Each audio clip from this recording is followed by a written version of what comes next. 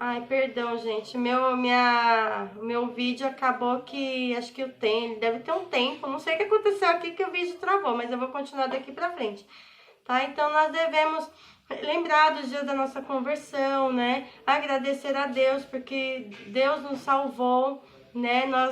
Ele nos deu salvação, nos deu a oportunidade de que um dia alguém falasse de Jesus para nós e que nós abríssemos nosso coração para aceitar Jesus como único Senhor e Salvador da nossa vida. Então, que a gente possa relembrar também o dia da nossa conversão, né? Com muita gratidão a Deus, né?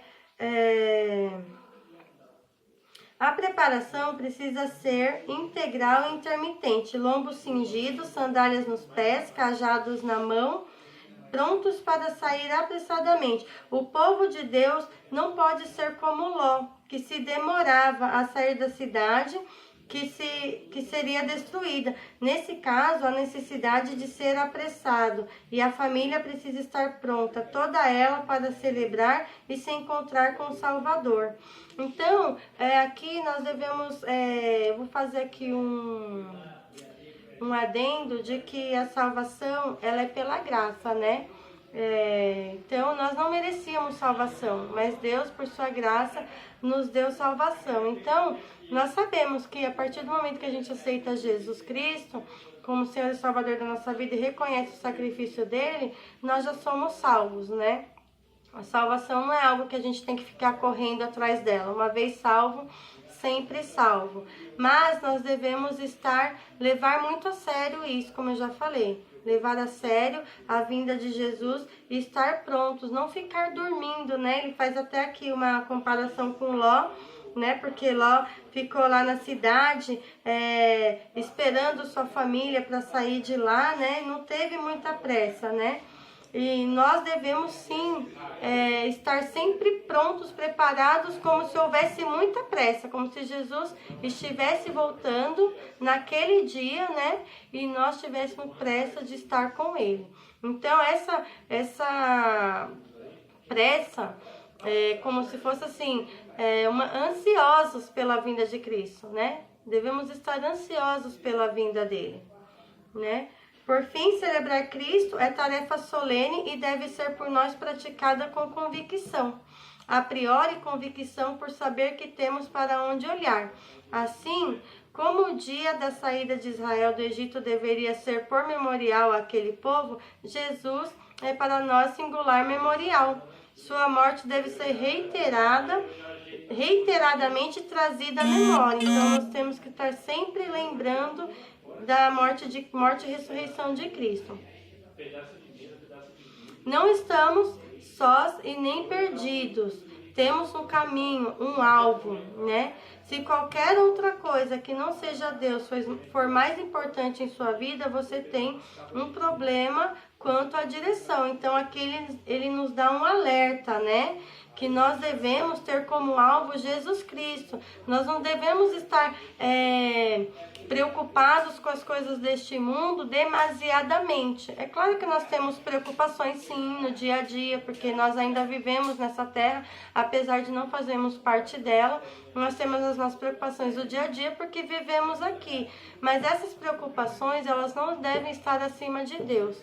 Nós devemos ter confiança no nosso Deus, nós devemos ter esperança da salvação no nosso coração, sabendo que nada nos vai faltar. Nós temos sim que cumprir com as nossas obrigações, nós temos que trabalhar, nós temos que cuidar da nossa família, nós temos que evangelizar, né? Só que de todas essas obrigações que nós temos aqui, a principal é o reino de Deus. Nós devemos nos preocupar com o reino, pregar o evangelho, falar de Jesus para o maior número de pessoas que a gente conseguir. Nós estamos num momento de dificuldade por conta desse coronavírus, desse Covid-19 aí, onde tem muitas pessoas desesperadas, sem trabalho, sem ter o que comer, né? Preocupados com o dia de amanhã, porque não conhecem às vezes a Deus, né? Então, eles não têm essa paz que nós temos no coração, de saber que Deus está suprindo as nossas necessidades, né? que enquanto nós dormimos, Ele está cuidando do dia de amanhã para nós. Muitos não têm essa preocupação, essa consciência, né? Não tem essa paz no coração. Então, cabe a nós ajudarmos de alguma maneira essas pessoas, né? Hoje vemos que as pessoas estão com dificuldade. Eu vi, tem uma vizinha que é cristã também, que ela abriu um grupo no WhatsApp para a gente arrecadar alimentos, né, para as pessoas que estão aí passando necessidade por conta dessa quarentena. E ela me colocou no grupo. E aí eu levei alguns alimentos para ela, né?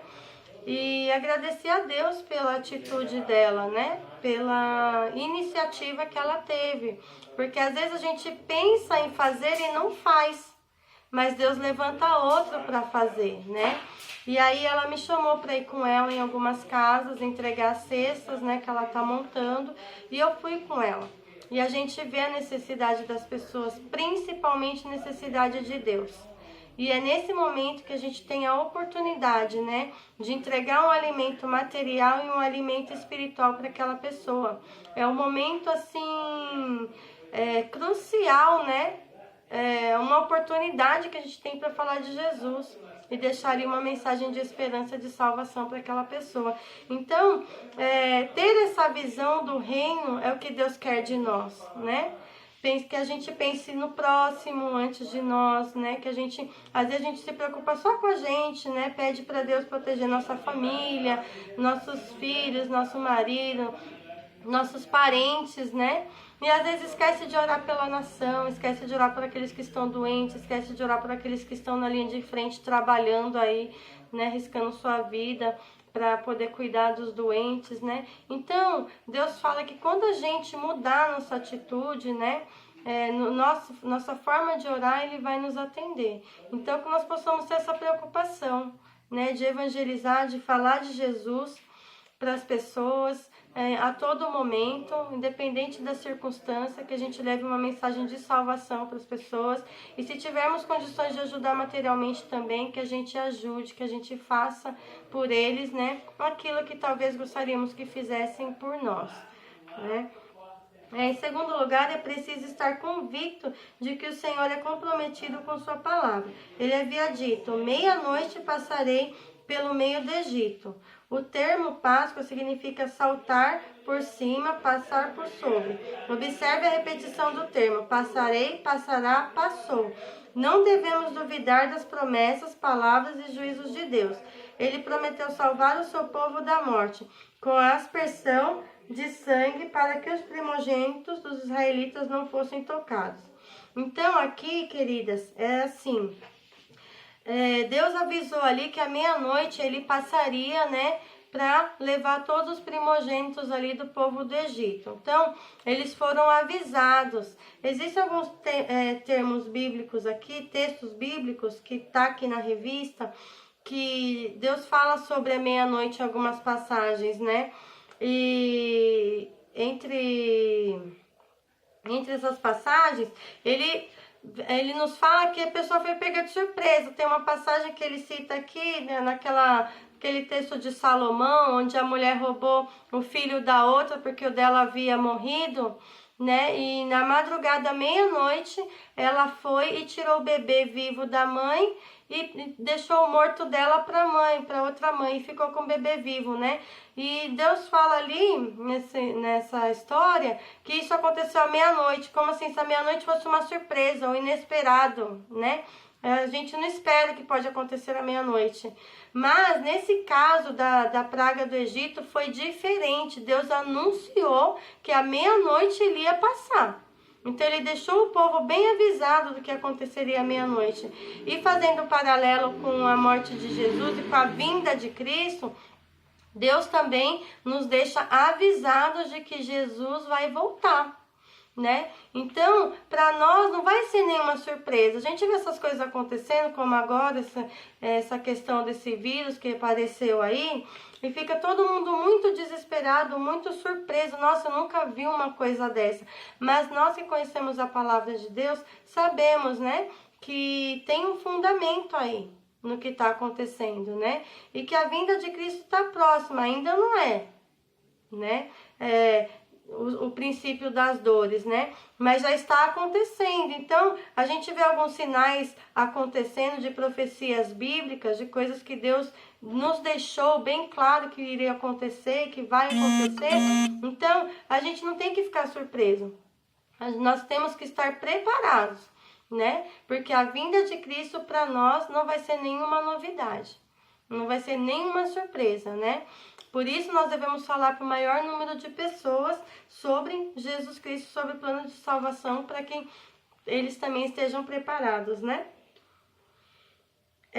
A morte é um inimigo, é horrorosa, destrói relacionamentos, deve ser temida, é repulsiva. Há algo odioso da morte. Ela nunca será diferente, mas ela não tem a autoridade final. O povo foi salvo pelo sangue garantido pela palavra. É importante estar convicto também que o Senhor deseja a salvação da nossa casa. A Páscoa era uma celebração que envolvia toda a família. Toda ela estava assentada ao redor da mesa e toda ela foi livre da morte por conta do sangue vertido na porta. Quando os filhos perguntarem aos pais sobre sua experiência de libertação, os pais precisam ter em suas mentes os grandes feitos de Deus e testemunhar esses feitos e adorá-lo por isso. Então, queridos, nós devemos nos reunir em família e falar sobre o plano de salvação para os nossos filhos. A evangelização dos nossos filhos é nossa responsabilidade. Não é da igreja, não é da professora da salinha das crianças. É nossa responsabilidade. Nós devemos evangelizar os nossos filhos. E na igreja haverá uma complementação no ensino da palavra de Deus para elas. Finalmente, devemos estar convictos da provisão e cuidados do Pai. O Senhor havia prometido que os israelitas não sairiam do Egito de mãos vazias, e eles não saíram. Os egípcios foram tocados pelo Senhor, e deram aos israelitas prata e ouro. Quando Deus ordena, até os inimigos do seu povo obedecem. Então, olha que maravilha o cuidado de Deus com o seu povo. Maravilhoso, né? Uma vez eu ouvi uma história, eu não lembro quem contou, se foi o pastor que contou, mas eu ouvi na igreja, numa pregação, talvez as irmãs até lembrem, né?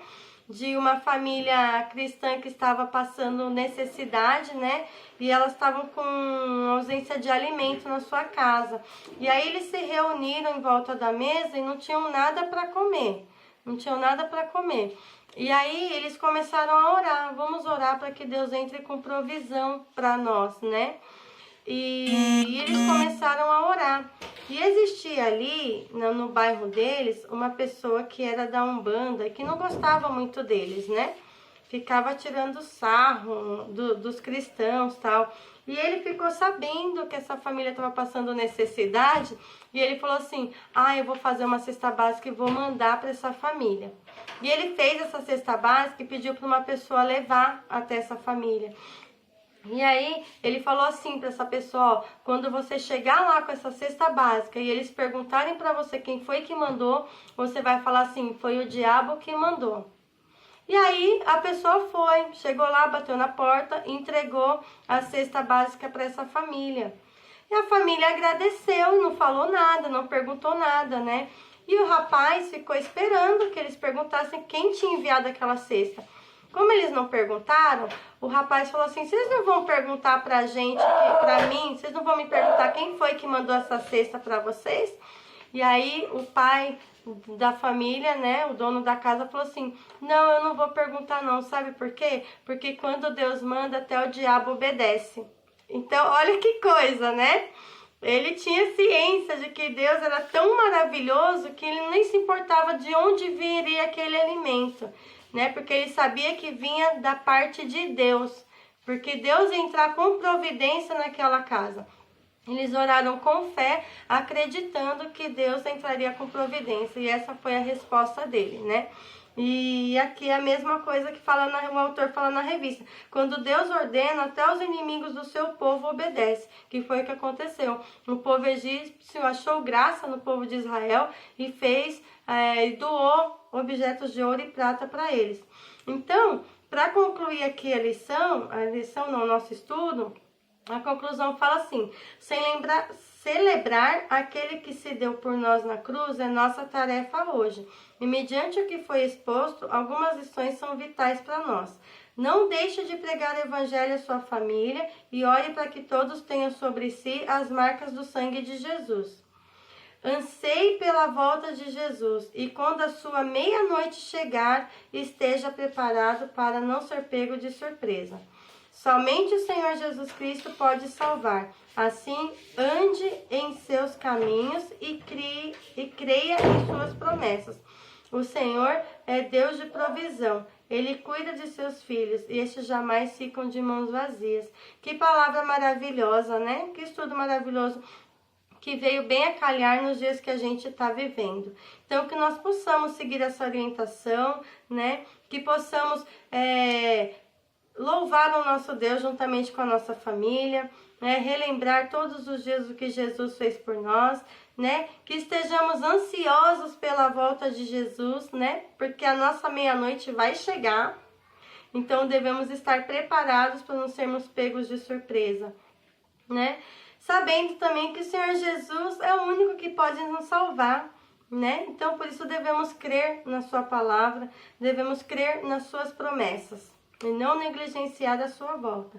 O Senhor é um Deus de provisão. Ele cuida dos seus filhos e jamais nós ficaremos de mãos vazias. Então, que esses dias, né, de angústia que nós estamos vivendo, de quarentena, onde não podemos ver as pessoas, não podemos cumprimentar, não podemos nem trabalhar, né, que nós possamos confiar nas promessas de Deus e no cuidado e na provisão do nosso Deus.